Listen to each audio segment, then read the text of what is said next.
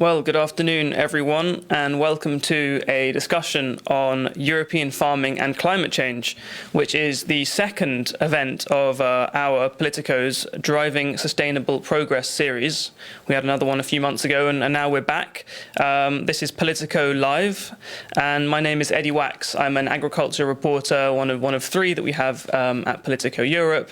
Most recently, I've had my eyes glued to the reform of the Common Agricultural Policy, which is as many of our viewers will know, a huge policy which will run until 2027, and there's been a political deal just struck on that.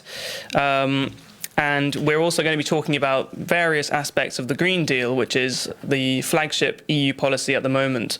And we're sandwiched in between two huge sort of legislative moments for the European Union. We've just had the deal on the CAP, the CAP that I just mentioned, and in about a week we're going to be expecting this package of measures called Fit for 55, which is under the Green Deal, and it will redraft about a dozen legislative areas that govern European pollution, and this will certainly make an impact on the agriculture sector.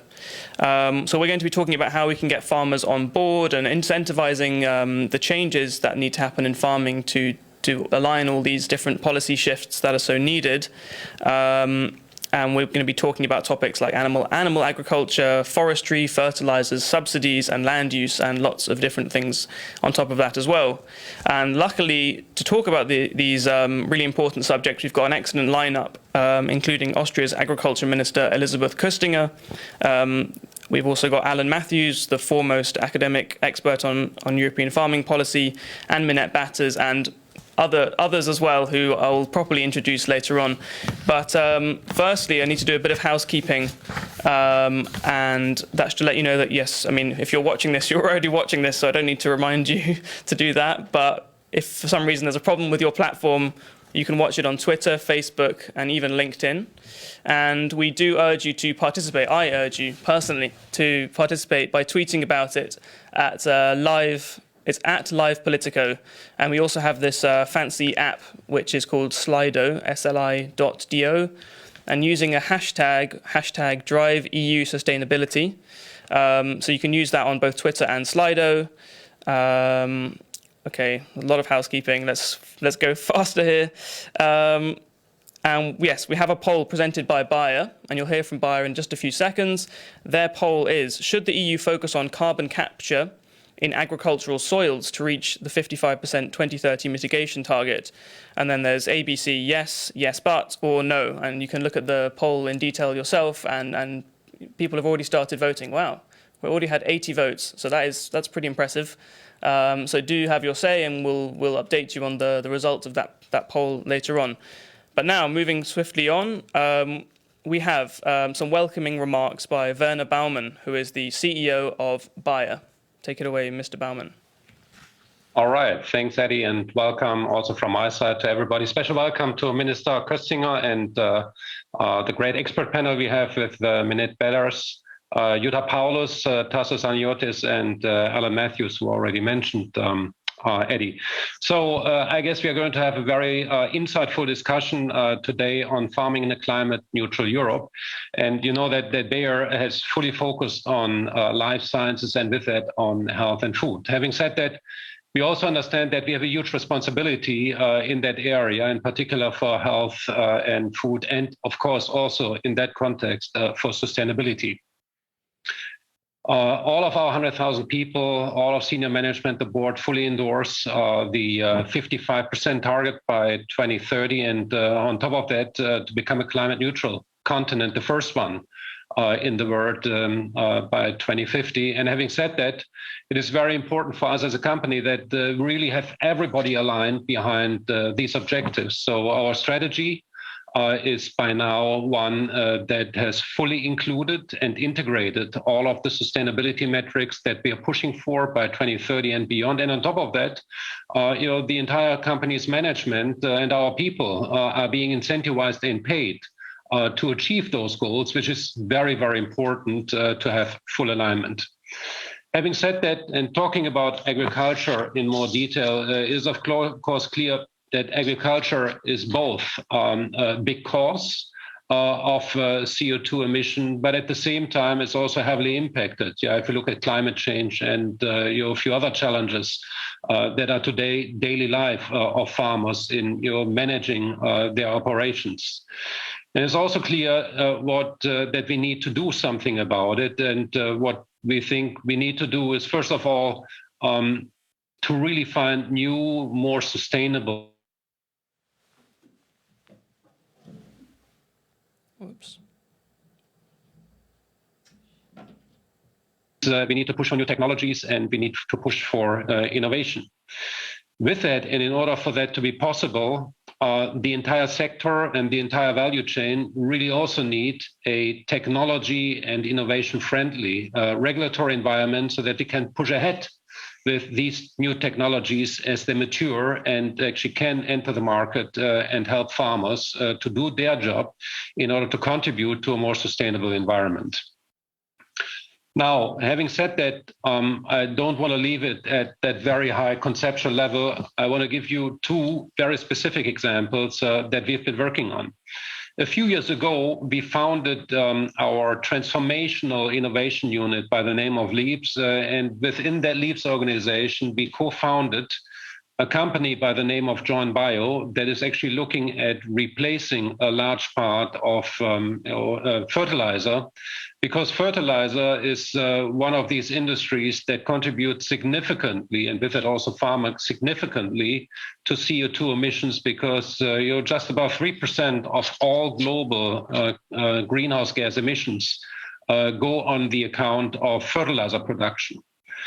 Fertilizer was a huge invention at the beginning of the 20th century. It was one of the breakthrough innovations at the time, the so-called Haber-Bosch process that allowed the production of fertilizer, and with it actually the nutrition of the billions of people who live today in our world. But at the same time, now it's time to think about replacing it in order to find a new and more sustainable way of farming by actually keeping and maintaining the output we have today and eventually even increasing it.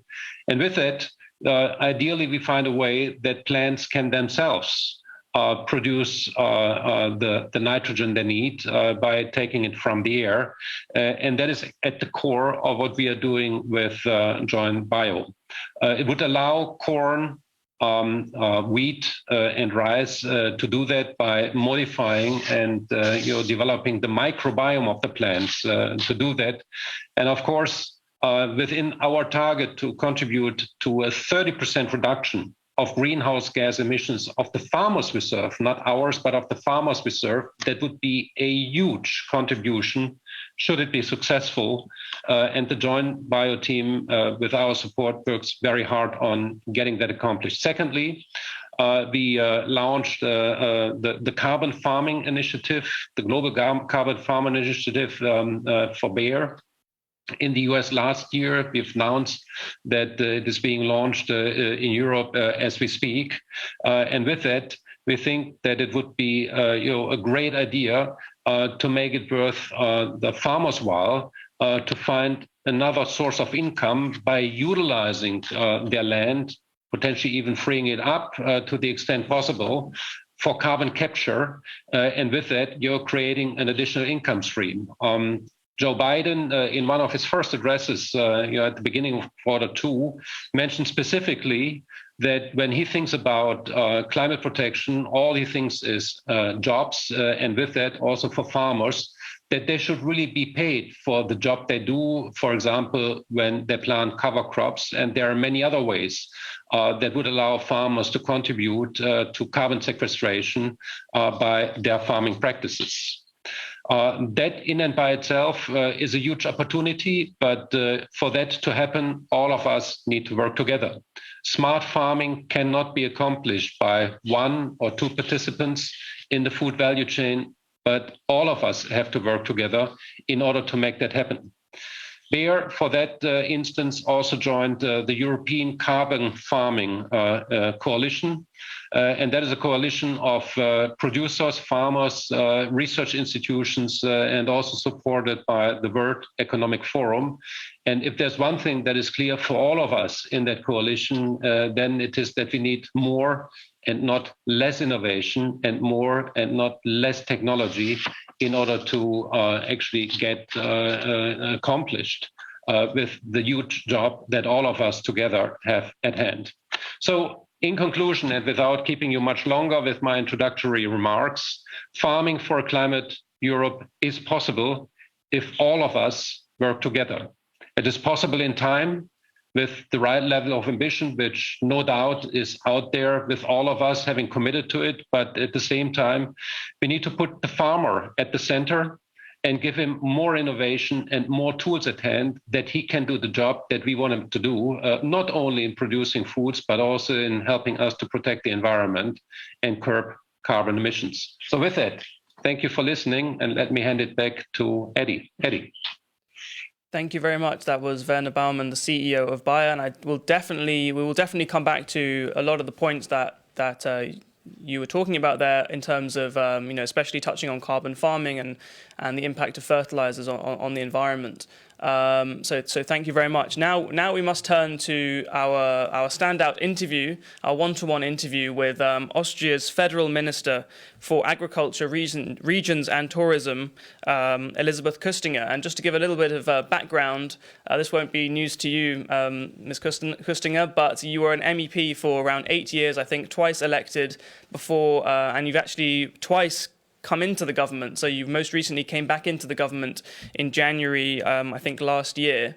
So welcome to the panel, I should first say. Thank you so much for the invitation. It's a pleasure to be here. Fantastic.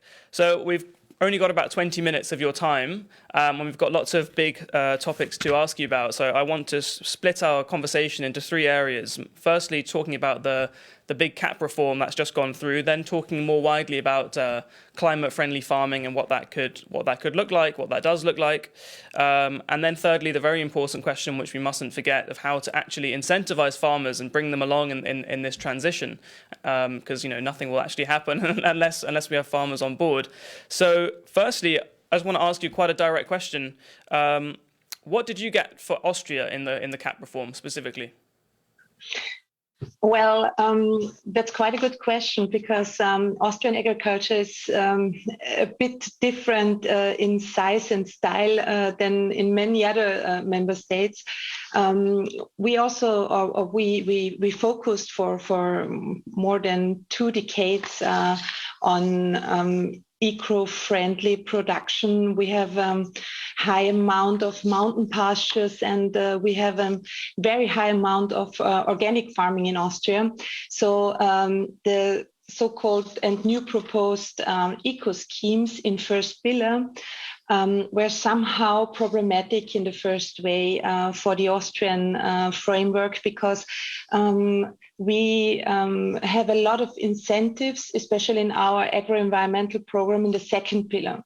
So for us, it was the most important thing to get a system where all the measures our farmers already do on their farms are also accountable for the first pillar measures and for the new eco scheme. This was more or less the most important thing we had to negotiate, and finally we succeed. So I'm quite pleased with the outcome of the CAP reform. Okay, that's really interesting to know, because everybody's focusing on the eco schemes and it is the eco schemes is the green new shiny part of the CAP, but actually Austria, we know that you have the highest proportion of farmland under organic production already, almost reaching the target that the whole EU as an average is trying to reach. So you were already doing these as part of the agri-environmental schemes, which is in the second biggest pot of the CAP. So that's interesting to know. The broader question which has come about after the conclusion, or the sort of semi-conclusion of the CAP, has been: is this really a revolution? Is this an amazingly green, new reform, or are we kind of just inching towards maybe a greener reform in a few years' time? There's been a lot of talk, for example, about the sort of different loopholes and exemptions and derogations in the conditionality part of the CAP, and that's the part which is all about. I'm not telling you. I'm telling the viewers who might not be as expert as you.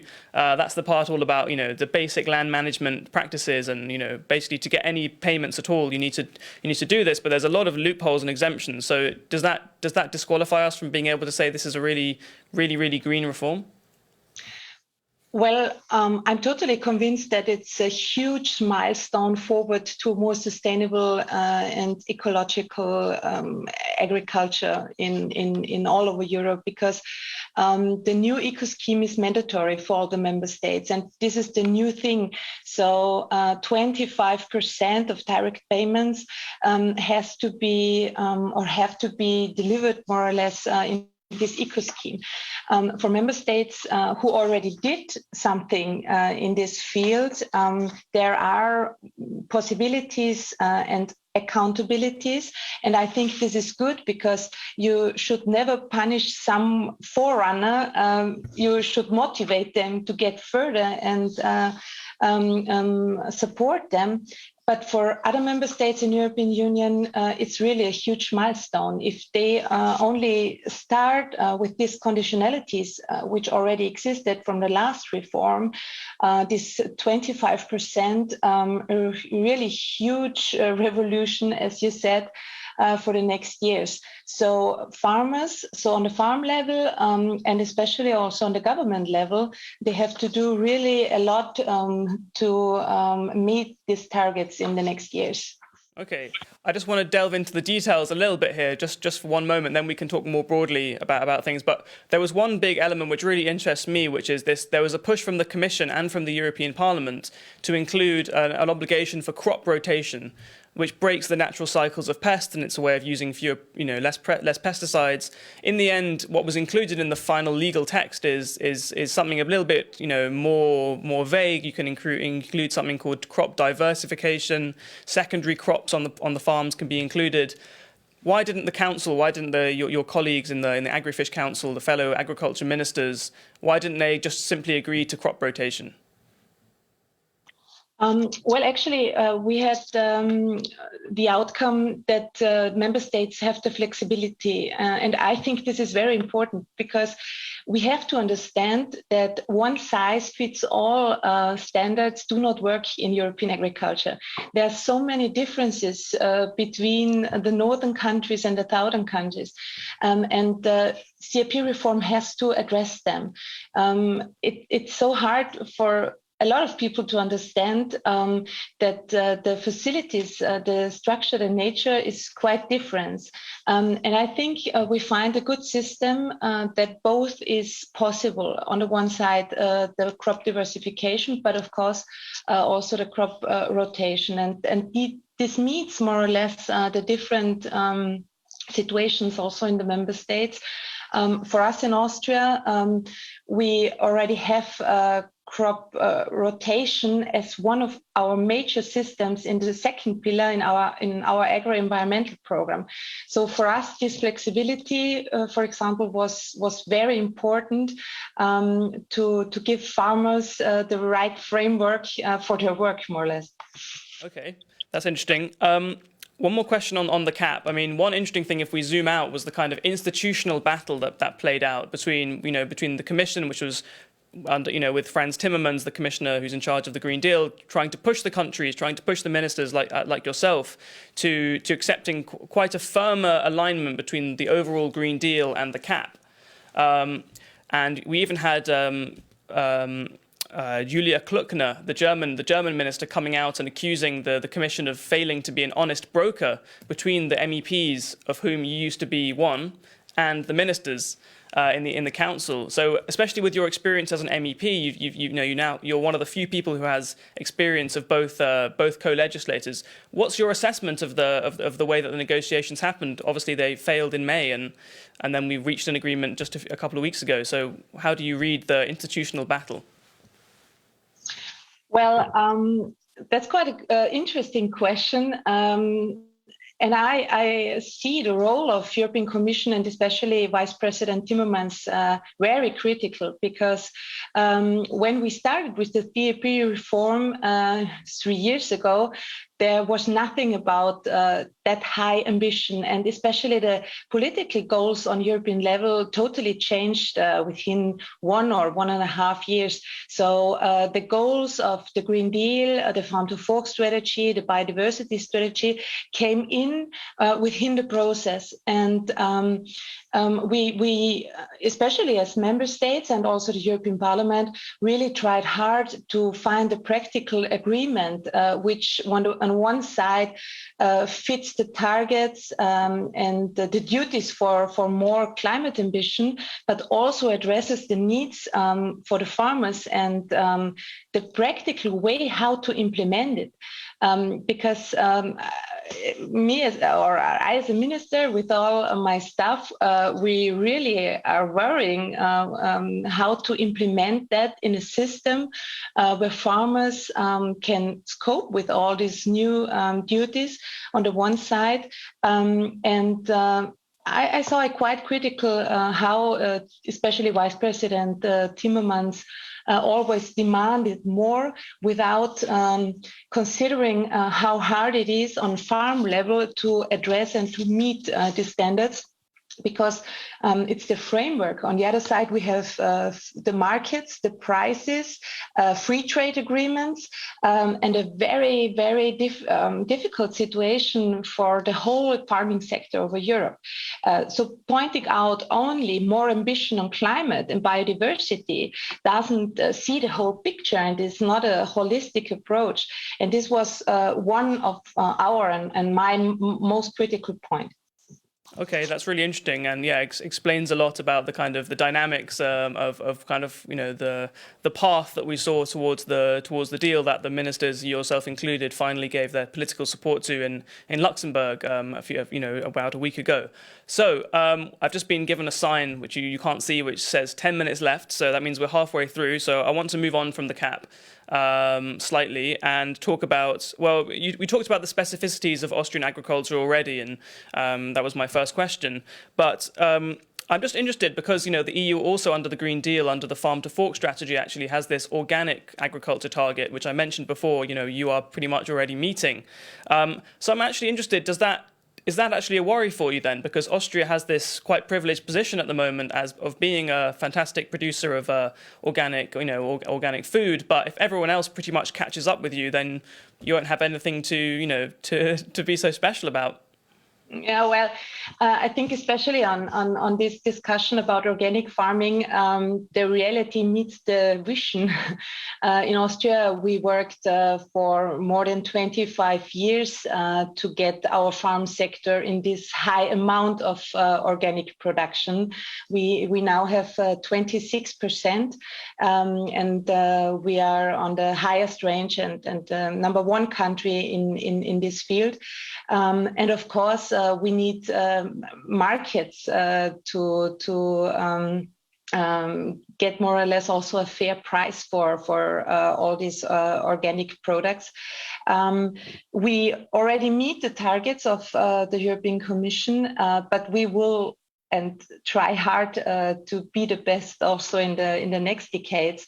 So we now work on a national strategy, how to improve especially the market situation, because we see there is a demand on organic food.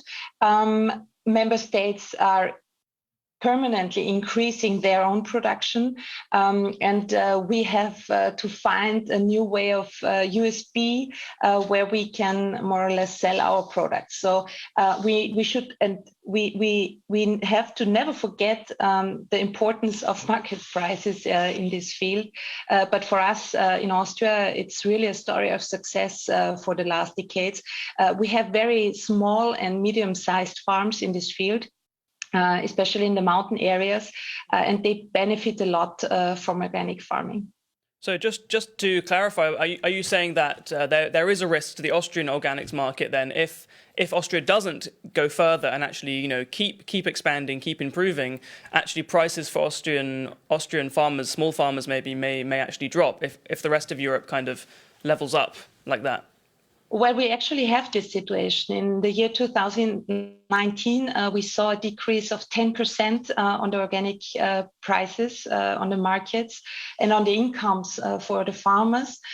So we now work hard on a strategy how to improve this situation. And this is the thing we have to know. It's very easy to demand from farmers to produce in that way, but you always have to consider the markets and the supply and the demand of the society. And this is something which is quite difficult in reality then. Okay.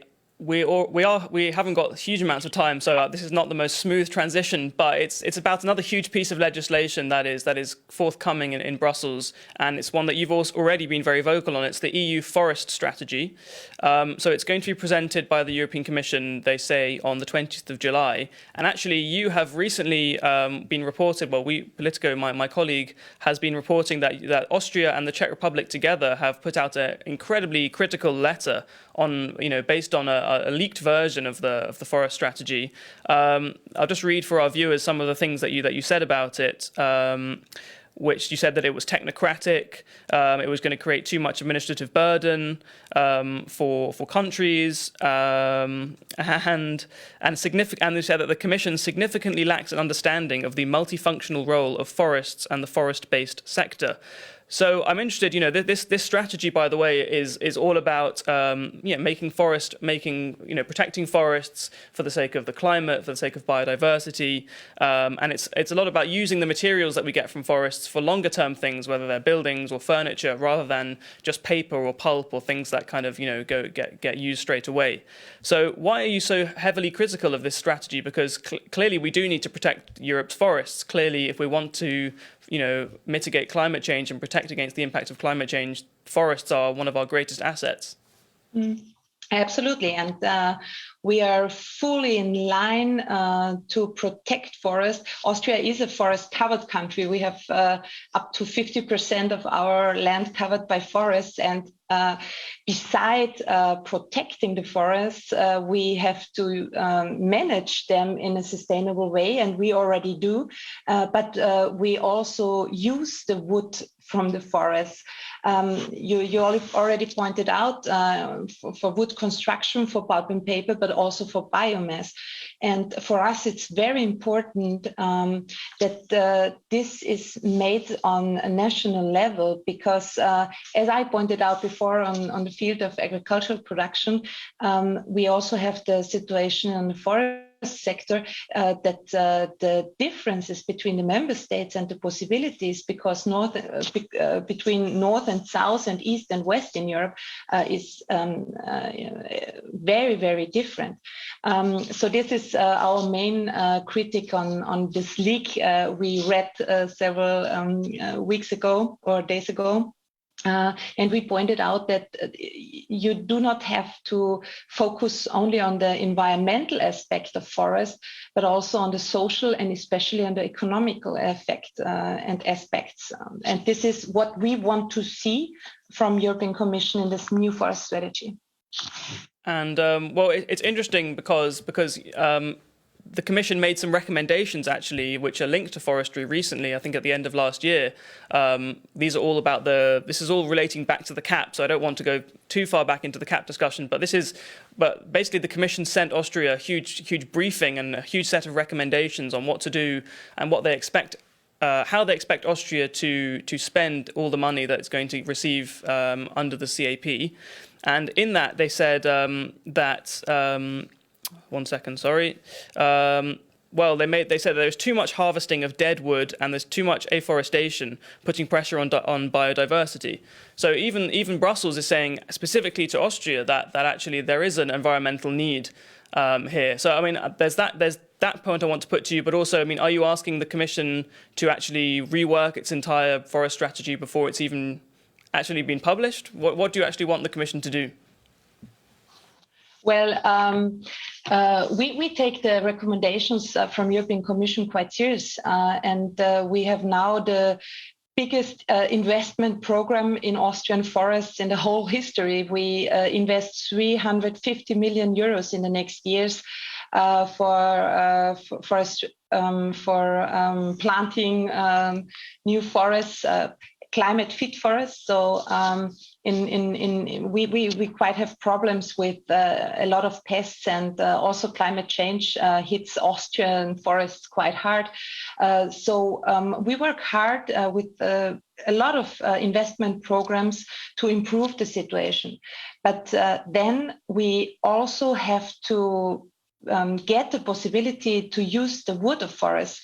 We are also very high, we depend quite highly on the import of fossil fuels, for example. And we have really a huge vision to make more from biomass. We want to implement the bioeconomy in the whole system.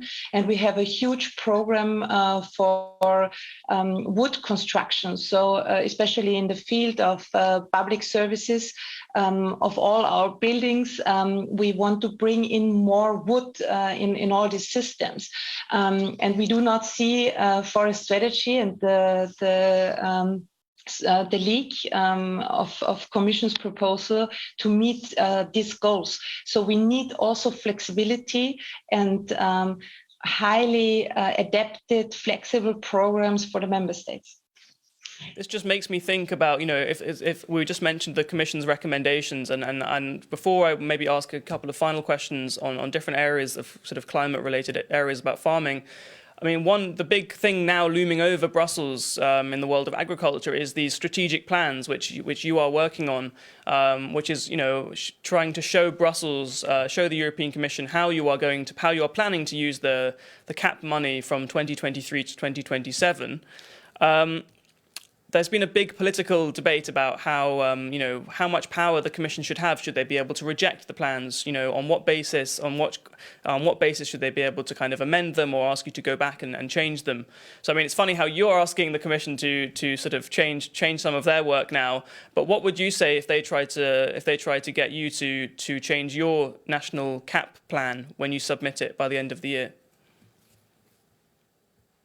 Actually, the regulation is that these are not legal binding, and we in Austria worked quite hard on our strategic plans with a really huge process. We started 2 years ago with all the production sectors of Austria, with the civil society, with a lot of experts, with scientists. So our way to the strategic plans is a quite broad one. And then we get the legal base in Austrian Parliament. So all the different parties are also involved, which makes it a bit complicated, as you can imagine. I'm quite confident that will work out. And if Commission has some recommendations or improvements, of course we will listen and we will try to implement them. But always meeting our specific goals in Austria. And beside all this climate and environment debate, we always have to take in mind or have in mind that the major target and the major aim of agriculture is producing food for Europeans, for all of our 500 million citizens in Austria or in European Union. So this is the major target we have to focus on. Okay, we have time for I think one more question, and I can't really talk to an agriculture minister in Europe without talking about animals. And I think it's fair to say that Austria is one of the EU leading countries when it comes to the welfare of animals. You're even pushing now for new rules on the rearing of turkeys. I mean, that's one thing that I've been reporting on recently. And Austria has already banned cages for laying hens, I think. But my question to you is, when it comes into the world of climate, is animal welfare, is protecting, the welfare of animals, is that enough? Or do we need to really radically change the model of agriculture? Maybe the rest of Europe needs to have more of a sustainable agriculture, animal agriculture model, maybe a little bit more like the Austrian model? I don't know.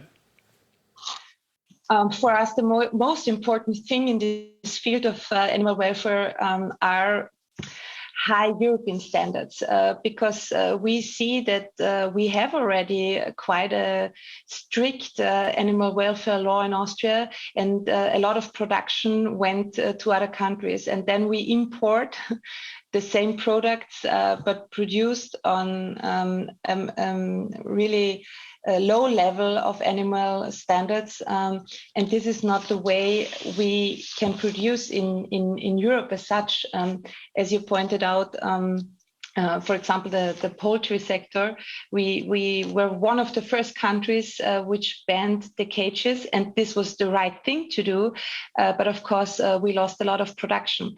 So this is also the reason why we are pushing the standards for turkey production now. And we have a lot of programs on national level where we want to improve the situation for the animals in our agricultural system. Fantastic. Okay, I think unfortunately we're going to have to leave it there, but it's been a real pleasure, and it's been fascinating for me to talk to you, Minister Custinger. So thank you so much for joining us. I hope you enjoyed it. Absolutely. Thank you so much. Brilliant. It was my pleasure.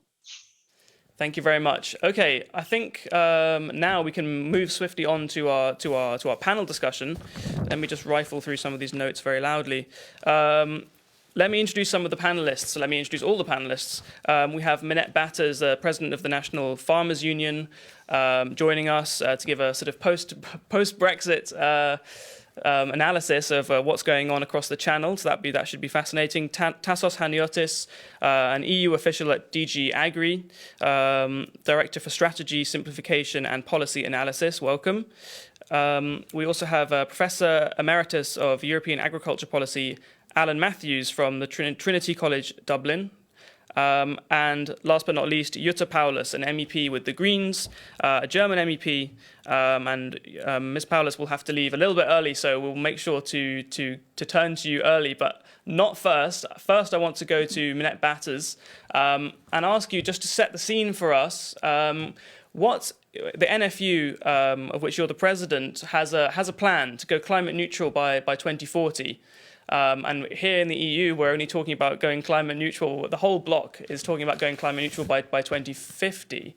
So how are British farmers going to do that? What's your plan? And also, what are they going to be doing which they wouldn't have been able to do under the EU, if anything at all? Very well put. Can I just say what a pleasure it is to be here with you all today, and how much I enjoyed listening to Minister Custinger's comments. I thought they were very, very timely, and certainly very timely for the UK when she talked about raising of standards and exporting your production. And if I may, I would just like to touch very briefly on the trade element of this, because of course there are two elements. One, concluding, which is very difficult, our trading relationship with the EU, with the 500 million consumers that the minister referred to. This has always been, for farmers in the UK and for farmers in the EU, it is vital that we conclude a deal that is pragmatic. I recognise how very difficult that is, but UK exports are down 47%. There are some gnarly areas that we have to overcome. And in the meantime, of course, we are negotiating trade with the rest of the world. And most recently, the principles of the Australian trade deal have been concluded, and it's quite stark reading, if you like. So sensitive sectors, and I guess the European focus has always been on a common approach. And taking you back to the points the minister made, you know, if we raise standards but we don't expect the same of others, that ultimately just means we export our conscience, our standards and our production abroad. So we've always been very focused on trying to have a common and fair programme for trade with the rest of the world. But we start with Australia on beef, which is a sensitive sector for us, with a tariff rate quota of 35,000 tonnes, and of course upwards trajectory to full liberalisation in a 15-year period. This is stark for a precedent deal. I believe passionately that this is about leading a race to the top, effectively. We had 1 million people that backed our standards campaign, saying that food should not be imported into the UK that was not produced to those very same standards. And of course, food and food security has been a massive success story for European consumers. We have very affordable food, but we have ever more rising standards. And the focus for the UK at the moment, and I'll just touch also on net zero, but the focus for the UK at the moment, of course, is to effectively have higher standards than the EU for food production than we have in Europe. I don't see the same requirements being tested on the international stage, and I think that is of critical importance to all of us and essential, effectively, that we achieve it. But we are also the only country in the world to have legislated for net zero. And this is what led the NFU, my decision in 2019, that we would say we would beat the government target by 10 years. By 2040, we felt we could get to carbon neutral food production. And really, this was to open doors. Doors were shut to the voice of agriculture. And we felt that we were in a unique position, currently 10% of emissions here in the UK, but in a unique position in that we are a sector that could do something about it. And there are 3 pillars to our thinking. The first of which is focusing on what I would call climate smart farming. Many would call it focusing on efficiencies or productivity measures, but all of these good for the planet, good for food production, good for the business. The second pillar of that thinking is focusing on carbon capture in our grasslands, increasing sizes of our hedges, more trees, yes, definitely more trees, but locking down ever more carbon.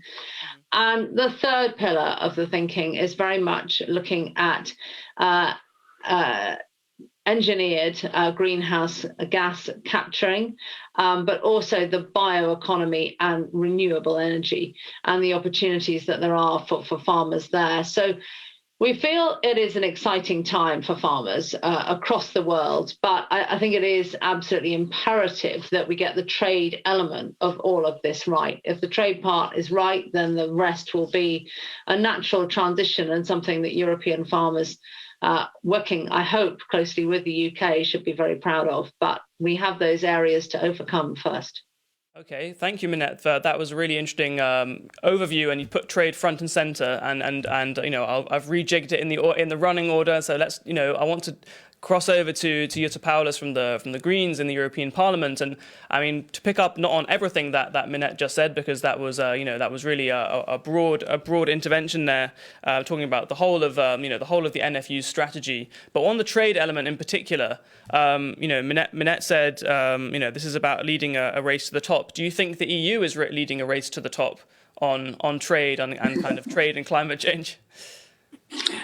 Well, we would like to have the EU lead a race to the top, and unfortunately, I cannot really agree that this is the case. When I came to the European Parliament 2 years ago and joined the ENVI committee, I was a bit surprised, so to speak, to receive newsletters in a regular fashion from the ENVI Secretariat on what the Commission would be doing as delegated acts, and regularly certain MRLs, maximum residue levels of pesticides, were raised on certain foodstuff of substances which were long already banned in the EU. And the reason was always, well, this is due to trade. We must not alienate our trade partners by letting food that is treated with banned pesticides enter the European Union.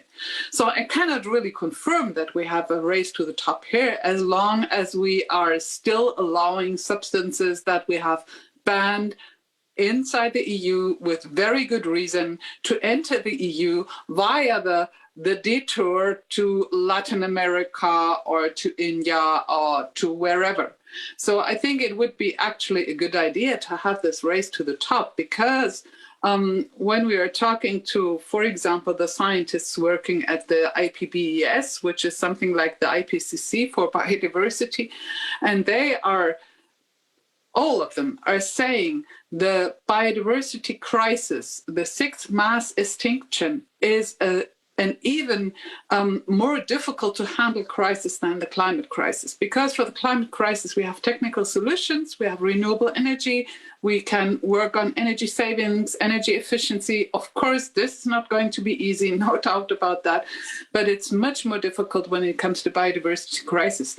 And we know that having more than half of the land being treated with substances that actually are meant to kill other organisms will, of course, disturb ecosystems. And therefore, we should not forget we're all living on one planet. And if the web of biodiversity is torn, it will affect all of us. It will affect those living in areas where this is happening, but it will also affect us who are at the moment, for example, importing food from Latin America, where we simply do not know how long will nature be able to cope with those vast amounts of pesticides being applied on genome-edited crops there. Point well made. Let's to kind of conclude the round, and then we'll go to Alan Matthews in a few moments. But Tassos, Tassos Haniotis from the European Commission, I want to give you the opportunity to respond to what Ms. Paulus was just saying about how the EU's trade policy is not actually is not particularly green, is not driving up standards around the world. That's the opposite of what the Green Deal is actually setting out to achieve, isn't it? Well, that's what you just claimed. I thought we were supposed to be talking about how farming in climate neutral Europe was going to focus on that. I'll be glad to answer the question on trade, because it's true that it raises a serious issue that doesn't only affect agriculture and foods. I mean, the standards in the European Union are pretty high in many areas. But the European Union is, by its own nature, an open trade environment with policies that compensate the side effects of trade, which are not all positive. I mean, there are winners or losers in trade. And it's not only in food that we have the discussion about the standards that others apply. We have it in other type of products that we import, where the issue there is not so much on safety and food safety, but or an environment, but on working conditions and the rest. So it is an extremely important and sensitive issue, how we balance the fact and the need to be open on trade, both, and trade is a two-way street, we export and we import, and at the same time address this type of very valid concerns. And the concerns are valid because at the end of the day, it's the consumer that would decide whether to consume a certain product for which there are question marks about its food safety. So let's be very clear. I mean, what comes in the European Union in terms of food safety has to meet the same standards that we have for our domestic production inside the European Union. So I'm not really so sure that the biggest problem that we face in this debate has so much to do with a distinction between what is imported in the European Union in terms of food safety, but where clearly there is a difference is in terms of the environmental footprint in other parts of the world. But what comes more and more in the European Union is also linked to a series of certification of products and programs that it is in the benefit of the exporters to the European Union to take into account not the conditions in their own markets, but the condition in our own market. Okay. So, I mean, if we put that in the proper context, we clearly see that there are things that we have to improve, both for our own. I mean, the debate on pesticides is not a debate about imported and domestic. It's a debate about what is the acceptable level of risk we're willing to take on substances that we know that there are better alternatives right now than what there were some years ago. although pesticides is one of my favorite topics, I don't want to give anyone else another bite at that one, because then I think we will, as Tassos was kind of hinting there, we will go too far away from the question of farming in a potentially climate neutral Europe. And I want to use Professor Alan Matthews here, if you permit me, to kind of draw us back towards that central question. And so what we have in the sights of the European Commission now is a big packet of legislation called the Fit for 55, and as Politico have joked, it sounds like some sort of training exercise program for the middle-aged, but it's nothing to do with that. It's about getting rid of 55% of greenhouse gas emissions, and what I want to ask you about is it includes things such as a carbon border adjustment mechanism, and improving the emissions trading system. But when it comes to, and it's a lot about the energy sector and things like that, but when it comes to agriculture, I mean, as an expert, what are you looking out for on the 14th of July? What are you most interested in this whole bundle of different legislative measures to come? I think we've been given some guidance on this, Eddie, by two important reports that came out in the last 2 months. We've had a report from the European Court of Auditors, which has looked at the impact of CAP measures on climate action, so both mitigation but also adaptation.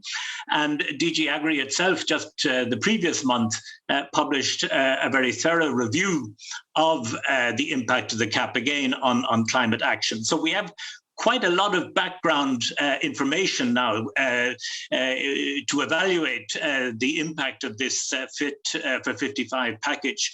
And to me, the big lesson which I took from these reports is that, yes, there are instruments in the CAP, both under Pillar 1 and Pillar 2, which member states could use to incentivize farmers better to reduce emissions, which is absolutely necessary, but also to avoid emitting, for example, from peatlands and wetlands, and also to sequester carbon, also in soils and biomass. But that hasn't happened to date. The effort that has been made with respect to climate in the current CAP, the 2014 to 20 CAP, has just been miserable and has achieved no reduction in emissions. We have exactly the same emissions from agriculture today as we had in 2010. And one of the reasons for that is that we don't actually have common targets for reducing agricultural emissions. We have a target for the ETS, the emissions trading scheme, as you've just pointed out. We have a target for the non-traded sectors, so-called under the effort sharing regulation, and agricultural emissions are there, but they are kind of hidden, if you like, by the transport sector, the built environment, waste, and small industry.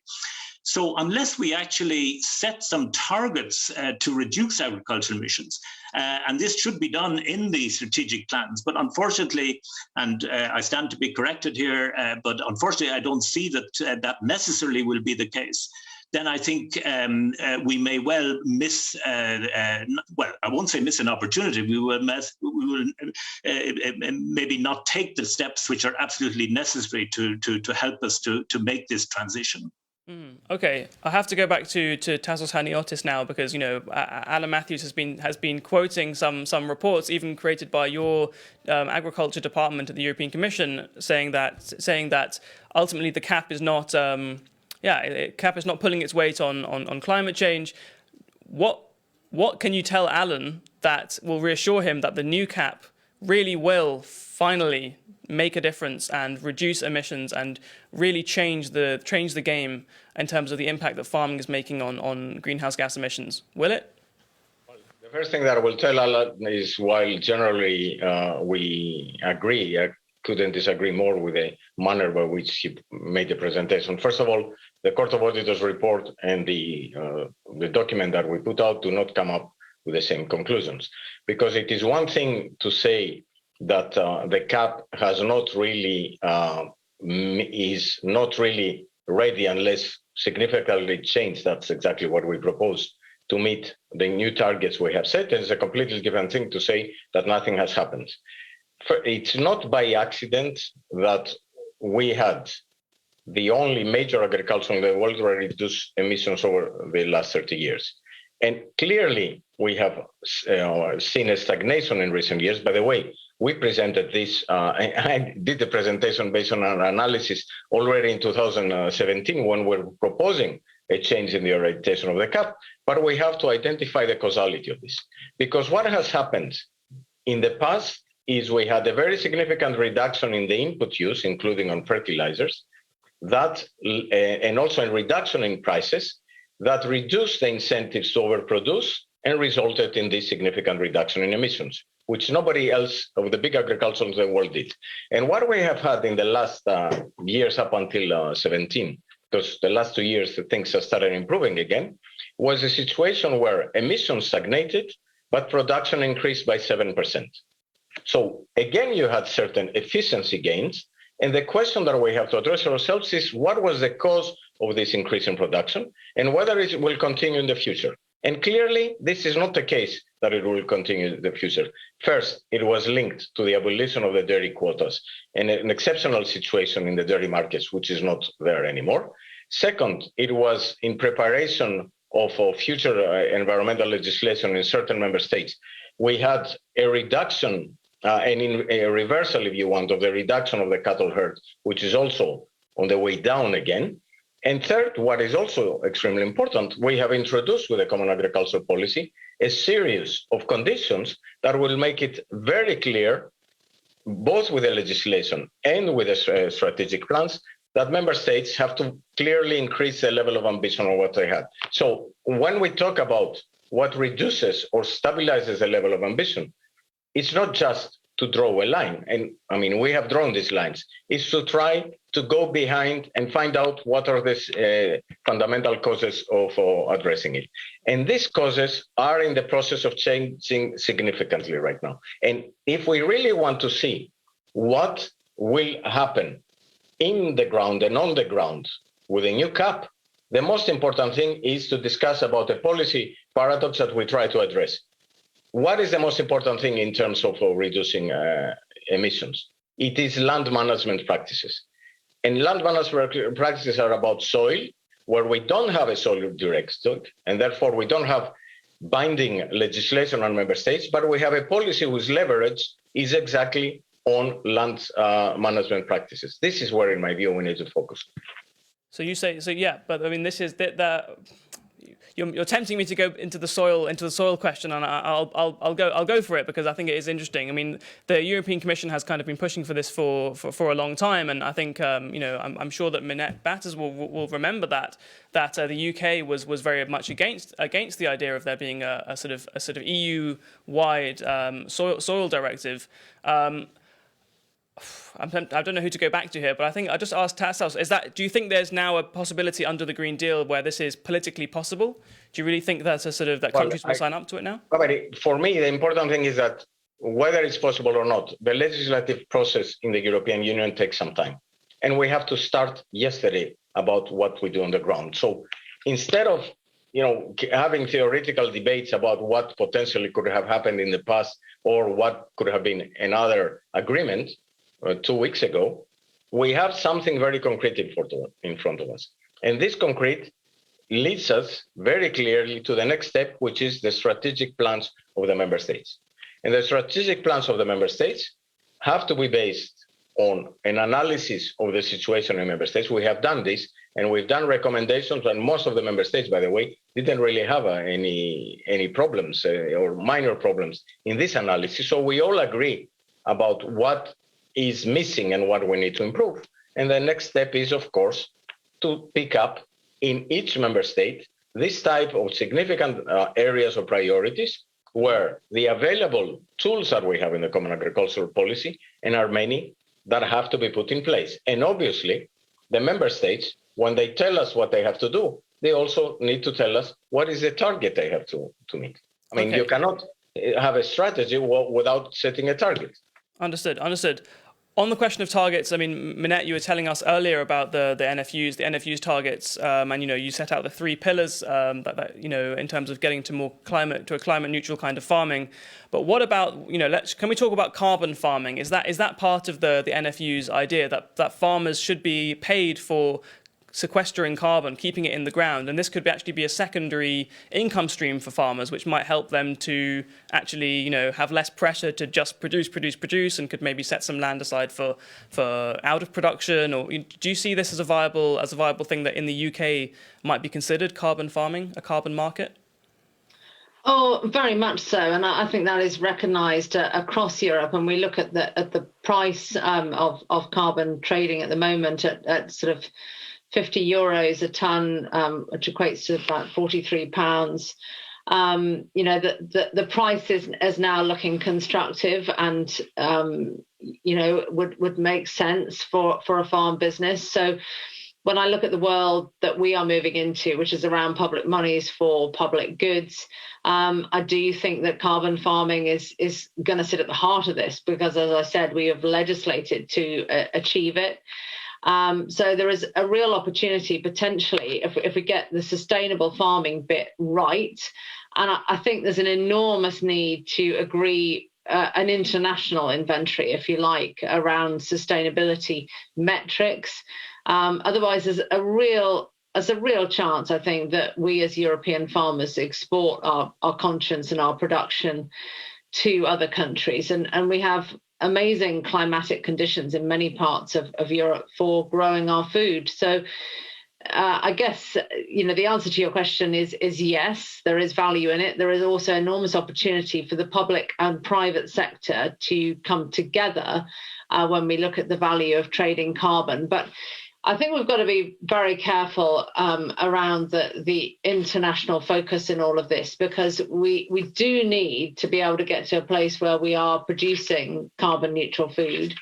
And we have many industries, of course, looking to offset. So the risk of double counting, what the future of stacking looks like, there is a real pressing need for these things to be agreed. And I think probably an opportunity lost at the G7, whereby we weren't talking about the global sustainable production of food. And I really hope that the COP here later in the year will actually set the framework for how we globally produce our food sustainably and what that looks like, because this is a challenge for the whole world, and our farmers sit as the solution for how we tackle a lot of that. But it's very important that we have political agreement and we agree a sort of international focus to the trading of carbon, to offsets, and how we do get, each and every one of us eats, it impacts on our planet. End of, food impacts. That's just how it is.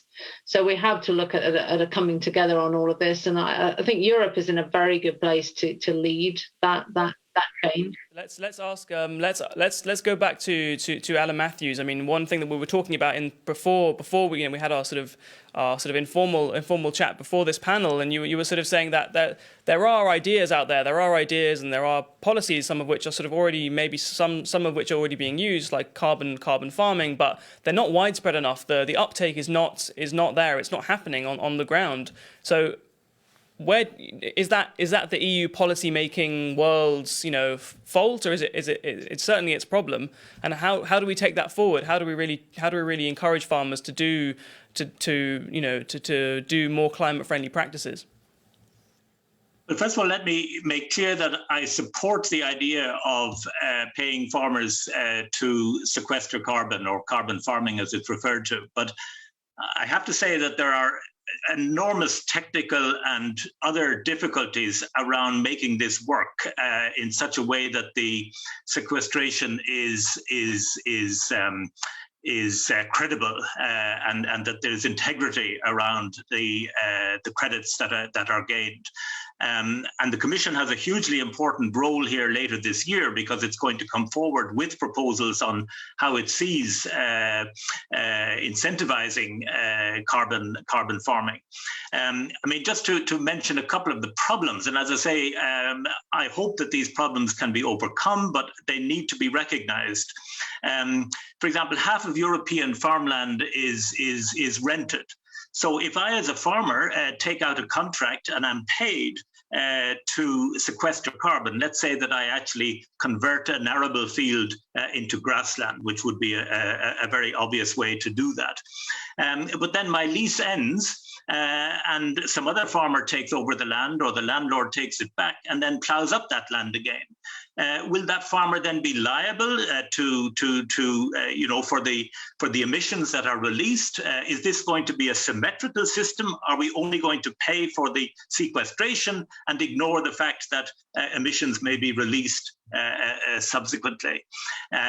There's a questions of additionality. So farmers, for example, that have been looking after their soil and conserving and have high levels of soil organic matter may find it more difficult to increase that, whereas a neighbor who has, had monoculture, had the same crop year after year and has really exhausted their soil, may well be able to be paid to increase carbon levels in that soil. So again, I'm simply highlighting some difficulties, but in principle, I am in favour of the idea. That's fantastic. I think yeah, we can talk about other kinds of things, but to finish off the sort of roundtable on carbon farming, I mean, I think Tassos, you told me, I think before that DG Agri isn't the sole department which is working on this. I think it was billed for Q3 of 2021. But I mean, I just want to ask you, I mean, can you give us any hints on what to expect? And secondly, I mean, in the eco schemes, carbon farming has been listed as an idea, as a possible practice under the eco schemes, but there in this document of the Commission, it's seen as a more rounded term, which could include different kinds of practices: conservation agriculture, rewetting peatlands, paludiculture, burying the residues from agriculture, all sorts of things. So, do we actually have a clear definition of what carbon farming is? Because the way that Alan Matthews was talking about it there, it's about a certification system. It's about, and the way Minette Batters was talking about credits and paying a certain amount of carbon per ton of carbon kept in the ground. Are we going to have a clear definition of what carbon farming is and means, and will require farmers to do? Well, first of all, let me say that the comments that Alan made is among the comments that I agree with him, because I don't know whether we're going to get exactly, some definition or some description we're going to get. But carbon farming is many things at the same time. And what is more important is, while it is important to identify the opportunities and the potential problems we have, it is also important to identify some areas where we should push to improve things. The first thing that is important, at least in our mind and in the discussions that we have had both in Agri and with colleagues in DG Klima, is the price mechanism. And that's a big question out there, because a price mechanism needs to meet certain conditions of transparency and competitiveness to be able to know that the farmers are going to get something that will act as an incentive. But more important than that is the fact that, as you described in the eco schemes, yes, we do have a series of practices that could be considered as eco schemes. The thing is, what do we measure with these practices? And here is also a risk to start focusing on what is the percentage that is spent on one or on the other, and not the idea behind the proposal, which is, what do we measure about these particular schemes that we introduce? And here, the important thing is the starting point at the regional level and at the farm level, and how much information we're going to have, including information that the member states have to provide about this. What is the role of the administrative capacity and the farm advisory systems of member states to pass existing knowledge and innovation to those that do not have this knowledge, so that it acts as an incentive? And I would say also, coming back to some of the issues that Alan raised, what is the role of farm management, the individual role of every farmer? When we did the reform of 2003 that shifted the CAP towards market orientation, and even before that in the 90s, the logic was to partially compensate price reductions and potential income loss, 50, 60%. So the rest was for the farmers to improve their practices and be much more market oriented and be able and more flexible to shift around. And the results have been positive on the economic and the social side, with a cost for the environment that is clear. We never achieved the ambitions we had. Now that we're focusing much more on environmental priorities, where do we draw the line between the partial, if you want, and the full compensation of farmers for moving into these schemes? Because what we have is a fixed amount of money that has to be distributed between different farmers in different regions with different priorities. And this is why we have always said that this is essential to look at the jointness of these particular measures, because there are going to be measures and areas where the conditionality that you have and the increased conditionality would be extremely important. There are other areas where we have to go to more smart targeted measures and eventually try to shift production away from damaging to the environment practices. And there are going to be areas where private schemes or the capacity of farmers to adjust themselves will bypass and move much further than where we're going. So it's a mixture of aspects that we have to clearly look into as we make this proposal. But what it has to be clear is, whatever we do, we have to be able to come with measures that credibly look at the results and look at an improvement of the results with respect to what we have today. Okay. I mean, I think everyone's noticed that we did lose Jutta Paulus at a certain point, and it was a shame, because I was going to ask her another question, but I think she left, and I was slightly, not on the ball there, so I didn't manage to sneak in a second question to her just before she left. But anyway, thank you very much thank her very much for joining us. I just want to also take a small break here to say, please do go on Slido, viewers, and get in your questions, and try to get in your questions with a name. Put your name on the questions. Fill in the poll, yes, but most importantly the Q&A, because we're in the final few minutes now of the discussion, and I want to end on a high. I want to include some of your questions. Don't ask questions about things that we've just talked about. The best way to do it is to introduce a new topic, and that will be really, really easy for me to choose your question. So I think we've kind of dealt with carbon farming for the time being. We can put that on. We can sequester that in the panel ground and not deal with that for the anymore. But I want to go to Minette Batters again, because we've been talking about the CAP and the way that the policy structure works. Of course, Tassos is the best person to have with us for that. But the UK, specifically England and Wales, are moving completely away from that kind of model. This idea of giving farmers direct payments. So, I mean, from your analysis of looking at where the government in the UK is taking British agriculture, do you think that moving towards more of a system which is supposedly public money for public goods is that a relief to move away from direct payments? Do you think that's just an inevitable thing? And do you think actually the EU will be following you English farmers in a certain number of years? Oh, well, I wonder. I think what I would say first and foremost is there have been a lot of criticisms of the CAP, particularly from the UK government. And I guess the proof of the pudding of what the UK government imposed is yet to be seen. And when I look back to where the Common Agricultural Policy started, Europe was starving. And I think so many of us, or so many of our political leaders have forgotten actually what has been achieved. And it's been an enormous success story. When I would look at what UK consumers, 70 million people here living in the United Kingdom, they have the third most affordable food in the world, third to the US and Singapore, and they have some of the highest standards in the world. So that's been a huge success. So I am certainly not going to criticize direct support, because it has all helped achieve what our consumers have now, which is I think amazing and a real success story. My worry with the road and there are many worries I have with the road that we are on, but where direct support has been, I think, absolutely vital is acting in part as a social payment about keeping farmers of all different sizes on the land. You heard from the minister about the differences of farming in Austria. There are huge differences of farming across the United Kingdom. So trying to deliver a common approach is essential for the farmers in the United Kingdom.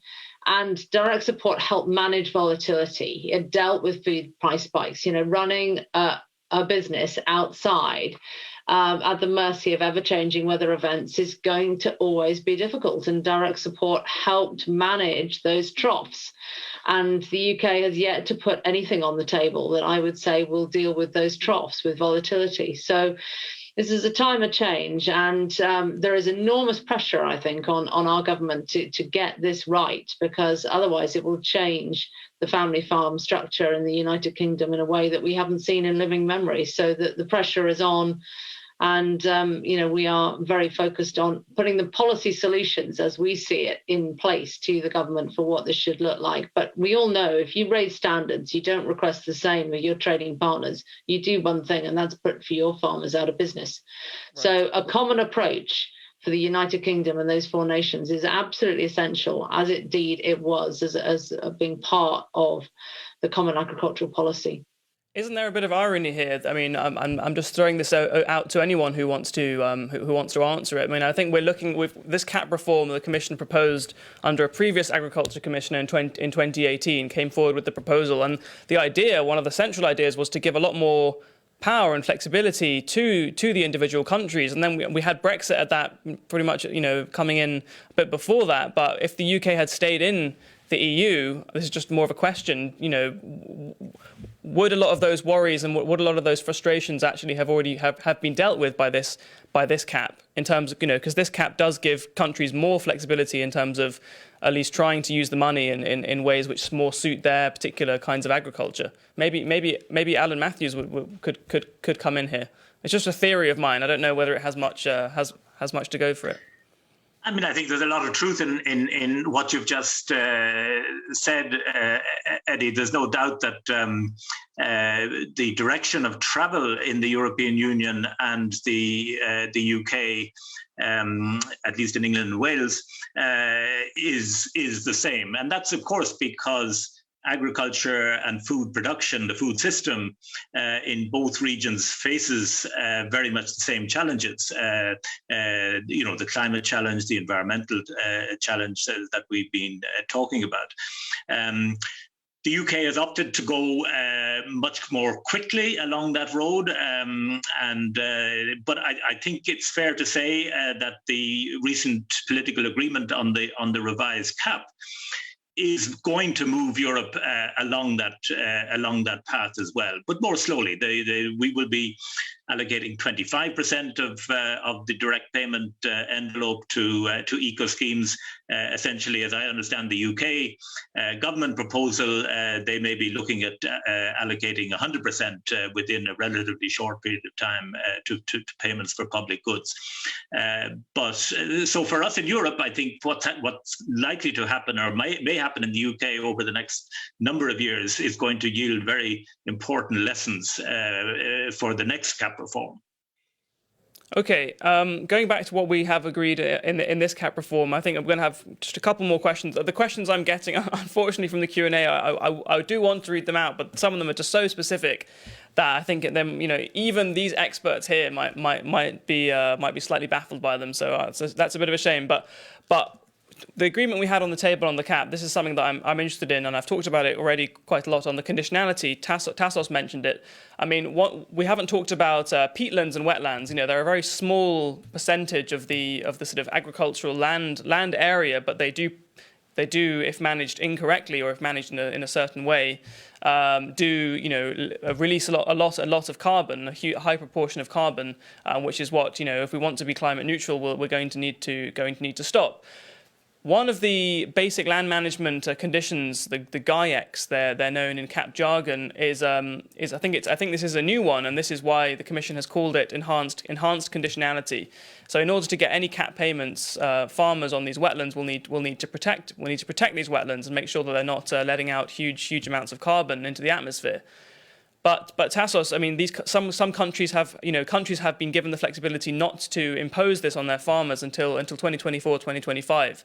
And when this cap starts in 2023, of course, we're in 2021. So that's many years of waiting. I mean, I'm sure there's a good reason, and that's something to do with the methodologies and the mapping. But can you just walk us through that? And what was the Commission fighting for on the conditionality in general against the countries in the cap reform? What we have done, especially when we did our impact assessment to make the proposal for the Common Agricultural Policy, is to take a look at what was the experience we had so far with what we used to call cross-compliance, and how to increase the overall level of conditionality and expand it to areas that we saw concretely risks and challenges. It's not only in peatlands, it's also in the difference between crop rotation and crop diversification, which is not a new debate. We had it already in 2014. I believe that what is important to keep in mind here is that compared to the proposal we have made, clearly the outcome we got is not 100%.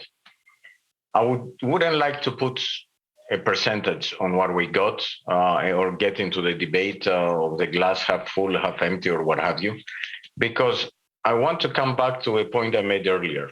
The important thing that we need to understand in terms of the change of the philosophy of the Common Agricultural Policy, and when I say we need to understand, I also include ourselves in the European Commission, that we need to understand, is that if we really want to focus on a shift from compliance to performance, which doesn't mean that we don't care about compliance, but we care less than in the past and put more focus on how we measure performance, what we need to do is, when the member states come with the strategic plans, is try to look at in these plans and see whether the measures that will be taken address the particular areas of problems that have been identified. Now, what we know so far, and I think it has been underestimated, what we know so far is that the analysis, the so-called SWOT, strengths, weaknesses, opportunities, and threats analysis that the member states have done, and the analysis we have done to make our recommendations are pretty much very similar. So when we go into the discussion tomorrow, and we have already informal discussions with the member states and exchanges with them about what are the particular measures you're going to take, they would have a full spectrum of them. I think, and I repeat that, Alan, we shouldn't go and check, it's only 25% here, it's something there. Why? Because I think you and I know very well from all the analysis that we had followed, and our colleagues in GRC have done a full list to member states of best practices, that you can have the same amount of money spent with the same measure, but you can have completely different results. Because the initial condition on the ground and in the ground is different, because the management capacity of the farmer is different, because the overall administrative situation or the demand that is available for these products is different. So the important thing is, whenever we look at the combination of all these measures and payments, we start at the point that says, today we're here. Where do we want to be tomorrow to be able to meet all these ambitious targets? And do these measures take us down this path? And in doing that, we need to look at the combination of measures. And I will finish with a very small example, because I see already in the debate that there is a confusion about that. The organic farming clearly gets a boost through this policy orientation. But it's not only, and it's not mainly a matter of how much money that member states are going to give to the organic sector. It's also an issue of what is the difference in costs of production between organic and non-organic. And the organic sector could get a lot more help if the overall level of conditionality and ambition on all lands increases, because this difference in cost is going to be reduced. I see. That's an interesting point, and unless Minette or Alan has a burning desire to jump in here, I think I'll try and wrap it up. It's very hard to summarize everything that we've talked about, but we have had a wide-ranging discussion talking about what the CAP reform means, how the EU and the UK could diverge or eventually converge on different kinds of climate-friendly agriculture in the future. With Jutta Paulus as well, we were talking about trade and the importance of the level playing field for farmers, how to actually incentivize farmers to take up these practices. A little bit about the politics of the CAP, and we have sort of touched on the Fit for 55 package, but we did stray more back towards the CAP, and I think that is fair enough, because the CAP has dominated the first half of this year, and maybe the story of Fit for 55 is the one that I'll be reporting on from now on. But I'm sure that the strategic plans, which was another part of our discussion as well with the minister before, is going to feature heavily in my reporting, and I do look forward to doing that. So I do want to thank Minette Batters from the NFU, Professor Alan Matthews, and Tassos Haniotis from the European Commission for being with me. I've learned a lot. I've got lots of different ideas for articles to go and write now. So you've given me a lot of homework, and I'm grateful for it. Let's look at the panel. The polling results. Here it is. Oh, I'm getting it on the screen. Yes. Okay, so this was Bayer's poll. Should the EU focus on carbon capture in agricultural soils to reach the 55% 2030 mitigation target? And that's what is set by the Fit for 55 package. So 163 people voted, and yes, the majority, 39%, said yes, this can contribute significantly to reach the 2030 target. So there we go. We have our answer. But yeah, a third of people had another idea, but that's now gone off the screen, so I can't see it. Yes, but important are the co-benefits of carbon removal in soils like climate resilience. Okay, well, that'll be a discussion for maybe tomorrow. But I've really enjoyed talking to you all. I would just like to thank our partner Bayer for making this event possible, and thank you to everyone who was watching. You can send us feedback on the email address live@politico.eu. This series is called Drive Sustainable Progress. We'll be back in October with our last chapter, shaking up the biotechnology revolution. How can Europe step up the pace? And I will apparently also be in Paris in September to moderate our Future of Food and Farming Summit. That's at the end of September, and you can find more information on our website. Thank you so much. Have a lovely evening, everybody.